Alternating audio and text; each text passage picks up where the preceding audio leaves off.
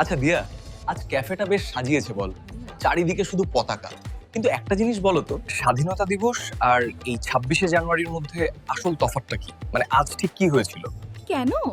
কাল তো গ্রুপে বড় বড় করে হ্যাপি রিপাবলিক ডে স্ট্যাটাস দিলে। মানেটা না জেনেই। ওই সবাই দেয় তাই দিলাম। আমি তো জানতাম 1947 সালেই সব হয়ে গেছে।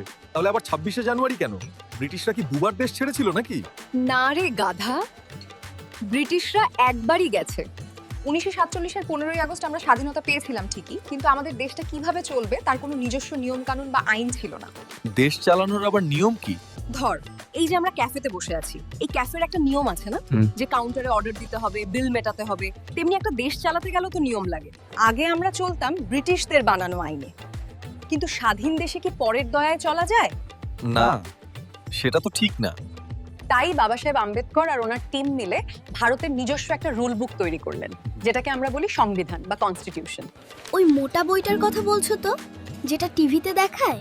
ওই বইটাই ঠিক করে দেয় যে এই দেশে তোমার অধিকার কি আর সরকার কিভাবে কাজ করবে। এই সংবিধানটা পুরোপুরি তৈরি হয়ে চালু হয়েছিল 1950 সালের 26শে জানুয়ারি থেকে। তার মানে 15ই আগস্ট আমরা ইন্ডিপেন্ডেন্ট হয়েছিলাম আর 26শে জানুয়ারি আমরা সিস্টেম পেয়েছিলাম। একদম সঠিক ধরেছিস।